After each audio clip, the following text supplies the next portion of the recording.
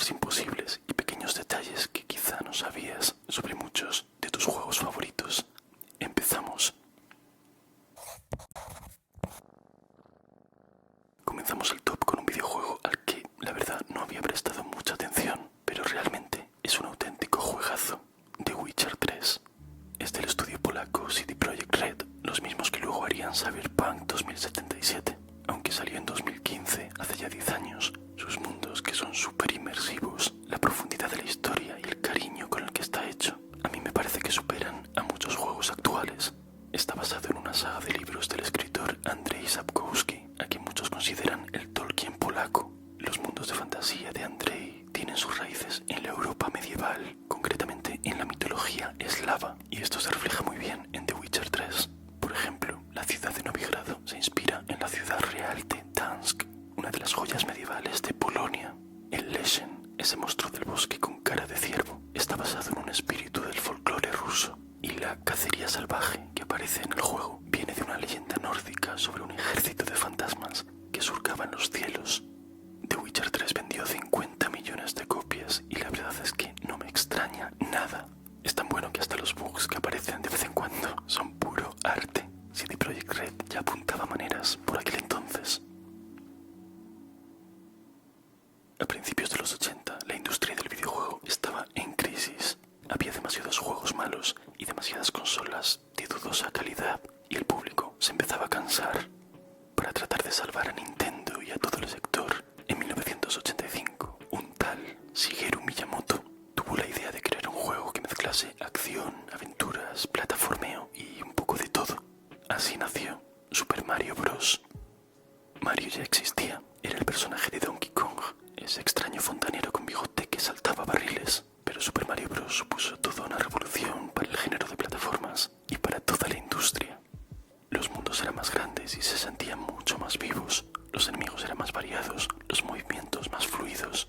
También fue aquí donde empezó la historia del reino champiñón, la princesa Peach, Bowser y todo el lore del juego tal y como lo conocemos. Si a esto le añades una de las músicas más pegadizas de la historia videojueguil, pues blanco y en botella, como decimos en España, Super Mario Bros. Fue un éxito total.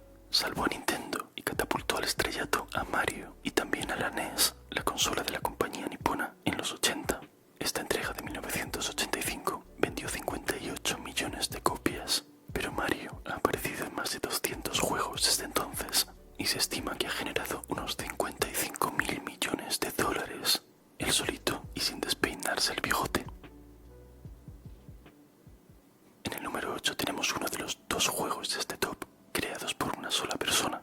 Se llama Andrew Spinsky y el juego es Terraria, que salió en 2011. Muchos han dicho de él que es una especie de Minecraft en 2D. Puedes minar y combatir igual, pero tiene un sistema de progresión mucho más profundo. Empiezas con un hacha de cobre y una espada cutrecilla y terminas luchando contra dioses cósmicos con un lanzacohetes y lanzando hechizos rarísimos. Nunca he tenido el valor de probarlo, pero viendo gameplays me da la impresión de que Terraria es el típico juego que dices 5 minutos más y cuando miras el reloj han pasado 3 semanas.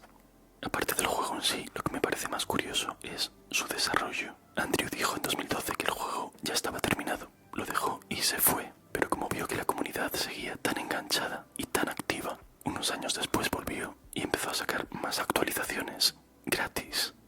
En serio, más de una década de contenido sin vender un DLC y sin cobrar $1 de más. Ubisoft y Electronic Arts podrían aprender un poquito. Y no fue una estrategia comercial nada mala. Ha vendido casi 59 millones de copias, más del doble que Far Cry 5 o que el FIFA más vendido, por ejemplo. He tenido la tentación de incluir en este top a The Oregon Trail, un juego educativo muy curioso sobre el salvaje oeste americano que salió en 1971. Supuestamente vendió 65 millones de copias, pero no sé si creérmelo del todo. Lo que es seguro es que Red Dead Redemption 2, una auténtica obra maestra ambientada en la misma época, vendió 70 millones y tiene que estar en este top con todo merecimiento. Seguro que lo conoces de sobra y si no, tengo un vídeo de curiosidades sobre él. El juego se sitúa en 1899, justo cuando el viejo oeste está desapareciendo. Ya no quedan muchos forajidos, llegan los bancos, las leyes, las grandes ciudades y todo esto se refleja a la perfección en la historia. Saint-Denis, por ejemplo, está inspirada en la Nueva Orleans de la época. Incluso hay bandidos que recuerdan a los célebres Jesse James o Butch Cassidy. Y sí, también puedes encontrarte con el Ku Klux Klan. Spoiler, son un poco torpes. Es un juego tan detallista que puedes quedarte horas embobado mirando las estrellas o mirando cómo los testículos de tu caballo encogen con el frío. ¿En qué otro juego puedes hacer esto? Y no es solo un walking simulator del oeste. Aun con ese nivel de detalle, el juego nunca deja de ser divertido. Puedes cazar, afeitarte, filosofar con tus vecinos o liarte a tiros con ellos. Nunca el oeste americano se sintió tan salvaje y tan vivo. Antes hablábamos de cómo Super Mario Bros. Salvó a Nintendo en los 80. Pues décadas después, Mario lo volvió a hacer. Esta vez no saltando plataformas y tuberías, sino montado en un coche de carreras. Mario Kart 8 Deluxe, que salió en 2017, es el juego más vendido de Nintendo Switch, con más de 76 millones de copias. Y ni siquiera era un juego nuevo, era una versión mejorada del Mario Kart 8 de Wii U, que salió en 2014 y pasó algo desapercibido porque no mucha gente tenía esa consola. Lo curioso es que Mario Kart, como saga, nació en 1992, casi por accidente. Nintendo estaba probando un efecto gráfico de la Super Nintendo, el famoso Modo 7, una especie de 3D falso que les permitía hacer circuitos con perspectiva, y acabaron creando un juego de karts con personajes del universo Mario. En su momento era casi un experimento bizarro, pero acabó siendo un bombazo. Ahora es una de las franquicias más queridas del mundo.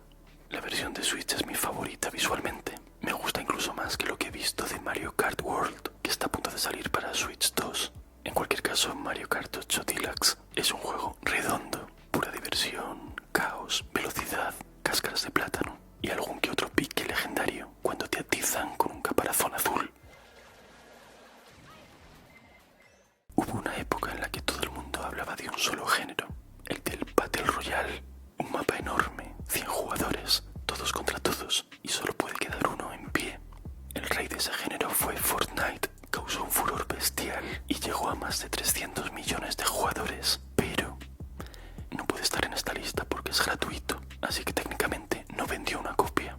Pero sí que tiene que estar PlayerUnknown's Battlegrounds, que además fue el primero, el juego con el que todo empezó. Salió en marzo de 2017, 6 meses antes que Fortnite. Fue un exitazo inmediato y vendió 75 millones de copias. Parece mucho para un juego tan aparentemente simple, pero es que inventó un género muy adictivo. El mapa que va menguando poco a poco, el looteo aleatorio, las casas donde te puedes esconder como una rata cobarde. Todo eso lo inventó PUBG o PUBG.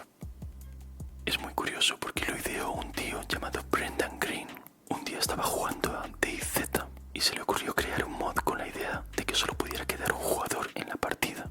Lo firmó con su nick del juego, PlayerUnknown, o sea, jugador desconocido, y le puso de nombre DayZ Battle Royale por la película Battle Royale del año 2000, en la que el gobierno japonés obliga a un grupo de estudiantes de instituto a matarse entre ellos en una isla hasta que solo quede uno con vida.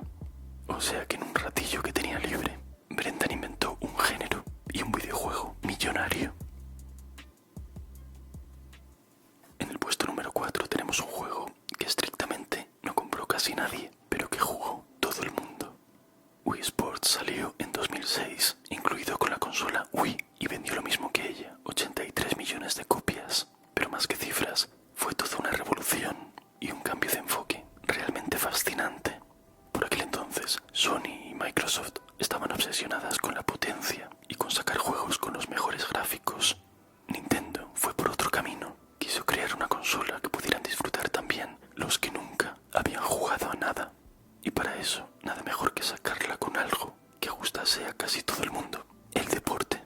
No hacía falta saber de videojuegos, solo necesitabas el mando con sensor de movimiento y moverte. Agitar el brazo como si jugaras al tenis, al béisbol o al golf. El juego más físico era el de boxeo. Era el único que utilizaba los dos mandos, uno para cada mano. Con tanto guantazo al aire, más de uno acababa sudando a chorros. Pero seguramente el más querido de todos eran los bolos. En 2006 era ciencia ficción poder ir a la bolera sin moverte de casa. Si lo piensas, fueron un poco precursores de la realidad virtual, solo que sin gafas y sin que tengas que chocarte con la lámpara del salón.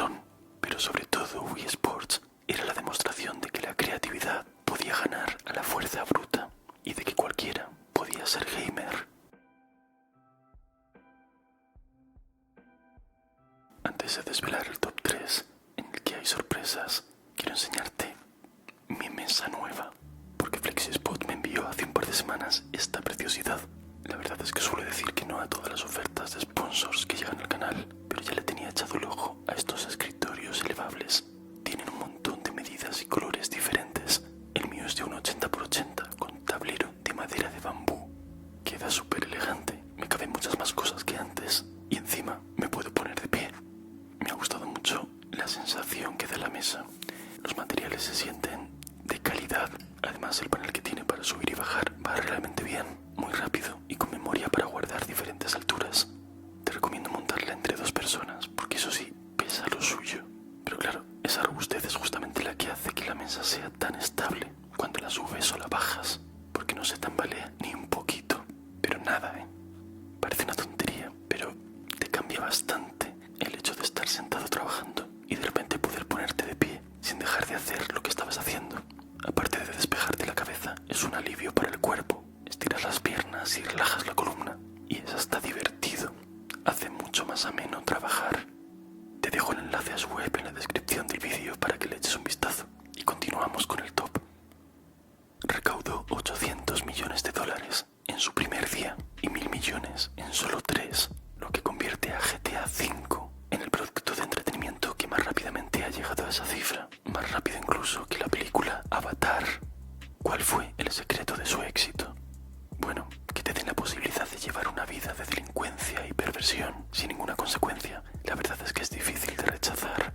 Si esto ocurre además en un mundo abierto enorme que recuerda a Los Ángeles, con 3 protagonistas distintos, un montón de situaciones absurdas y un modo online infinito, aún mejor.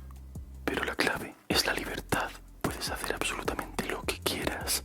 Conducir, volar con un jetpack en calzoncillos, ponerte a pegar tiros, nadar con tiburones, robar un banco disfrazado de alienígena o perderte durante horas por la ciudad sin hacer una sola misión. En realidad, son como varios juegos diferentes en uno. Y por todo esto, la quinta entrega de Grand Theft Auto va por los 210 millones de copias vendidas. Cuesta creer que todo esto empezase con un juego en 2D visto desde arriba, en el que los personajes parecían hormiguitas. Eso sí, igual de sinvergüenzas y canallas. Por cierto, en el momento en el que escribo esto se acaba de anunciar que GTA 6 se retrasa hasta mayo de 2026. Vamos ya por 12 años de espera y queda como mínimo otro. Así que la saga podría conseguir un récord más, el de mayor tiempo de desarrollo de un videojuego, que ahora está en manos de Duke Nukem Forever, con 14 años y 43 días. Salió en 2011 y ha vendido más de 350 millones de copias.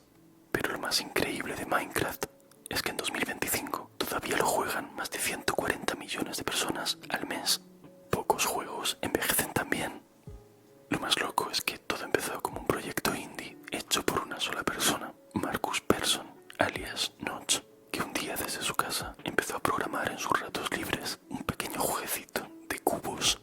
Un día, en 2009, subió una beta, sin editor, sin enemigos ni nada. Pero al día siguiente, medio internet estaba cavando túneles en bloques pixelados. El juego no tenía historia ni gráficos realistas, solo cubitos. Pero esa fue su genialidad.